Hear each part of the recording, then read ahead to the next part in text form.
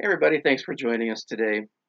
It's great to see you and share with you a little bit on our journey through the attributes of God. I'm Tim, retired pastor and Bible teacher, and just your guide through these topics in Scripture we're looking at. Last Sunday, one of the teenagers in our church had a good question. He was saved and baptized just a few weeks ago, and he's doing some good thinking as a result. His question was, does objective beauty exist? Now, some people would say no. I realize that. After all, one person might say roses are more beautiful than violets, and somebody else may say just the opposite. So, therefore, it's all subjective, right? Well, let me say that it is subjective, but it's not all subjective. And I'll tell you what I mean by that. You might say there are three transcendentals. Um, that refers to things that exist outside of any individual human influence: goodness, truth, and beauty. And one of the things it means to be created in the image of God is that we were given the capacity to see and experience and appreciate beauty. It all comes from Him because it's a part of God's nature. It's one of His attributes. At least it is in this study. I am not a theologian, I'm a Bible teacher, but I have studied theology. And when theologians list the attributes of God, they may have a list that is something like He's the one true God, He's eternal, unchangeable, independent, He's a spirit, invisible, omnipresent, omniscient, omnipotent, holy, good, truthful, wise, angry at sin, love, He's jealous, and some of those attributes. But I've never seen a list of God's attributes that I can remember that includes this one quality, that God is beautiful. By the way, if you know of one, I'd like to hear about it. Um, but haven't seen it that I can remember anyway. So if it's there, hey, maybe that's my contribution to theology. But uh, yes, we understand God is a spirit; He's invisible. Jesus said, "No man hath seen God at any time." You remember when Moses asked to see God's glory in Exodus chapter 33? Um, he knew God in a way that nobody else does. He could speak to God face to face, and he had this relationship with God as a friend. But one of the things about our God is that the more you know Him, the more you want to know. It just makes you hungry for that much more. And that's why in Exodus 33:18, we see Him begging. He said, I beseech thee, show me thy glory. And God responded in verse 20 by saying this, thou canst not see my face, for there shall no man see me and live. Human eyes were not made to see God in all of His fullness. But then God did show Moses a little bit of His glory. You might call it the after effects of God's glory. And I think that's what it means when the Bible gives us examples of people who saw God.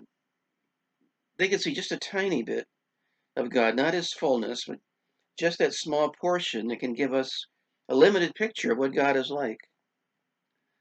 Now, when God appears, He can take different forms. For example, Job saw a whirlwind, Joshua saw a soldier. But many people, when they were given that privilege to see God, saw not only His majesty and His power, but they saw His beauty, because our God is beautiful. When the 70 elders went up on Mount Sinai with Moses, they saw it. In Exodus chapter 24 and verse 10, it says, they saw the God of Israel, and it was under His feet, as it were a paved work of a sapphire stone, and as it were the body of heaven in His clearness. One of the things that we see when we see descriptions of what God might look like is He's described in terms of translucent gemstones and perfect light as a part of His beauty. David prayed for it. We know that in Psalm 27:4. David prayed, one thing I have desired of the Lord, and that will I seek after, that I may dwell in the house of the Lord all the days of my life, to behold the beauty of the Lord and to inquire in His temple. The prophet Isaiah wrote about it in Isaiah chapter 4 and verse 2. Isaiah said, in that day that shall the branch of the Lord be beautiful and glorious And the fruit of the earth shall be excellent and comely for them that are escaped of Israel. He also wrote in Isaiah 33:17, Thine eyes shall see the king in his beauty. They shall behold the land that is very far off. The prophet Ezekiel saw it in chapter 1. He saw this amazing vision. When I see Ezekiel, I need to talk to him about a few things. But you remember, he saw these angels in the wheel, within a wheel for each angel. But then at the end of chapter 1, he saw God. And this is the way he described it in Ezekiel 1:26-28. He said, Above the firmament that was over their heads was the likeness of a throne, as the appearance of a sapphire stone. There's that sapphire stone again. And upon the likeness of the throne was the likeness as the appearance of a man above it. And I saw as the color of amber, as the appearance of fire, round about within it, from the appearance of his loins upward, and from the appearance of his loins downward. I saw as it were the appearance of fire, and it had brightness round about, as the appearance of the bow that is in the cloud on the day of rain. So is the appearance of the brightness round about. This was the appearance of the likeness of the glory of God. Interesting that the rainbow is there in heaven next to the throne. It's mentioned more than once in the Bible. But Ezekiel saw God with this appearance of translucent gemstones and the beautiful light of his glory. And it seems like that rainbow is always there next to the throne. It's just a constant visual reminder of his mercy. The, the Apostle John saw it. He had a chance to see heaven in Revelation 4 and 5. And in Revelation 4, 2 and 3, he said, A throne was set in heaven, and one sat on the throne.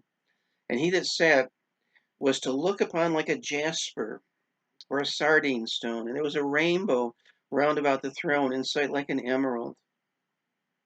Here again, we see these gemstones, the diamond and the sardius stone and the emerald. Our God is beautiful. And because our God is beautiful, the creation he made is a reflection of his own beauty. And any beauty that we experience, that we see, that we appreciate, starts there. It starts with God and how he's revealing just a little bit of himself.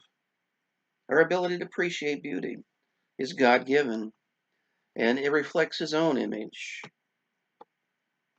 Meditate on that today, will you? And we'll continue this study. Be back soon. Have a great day, folks.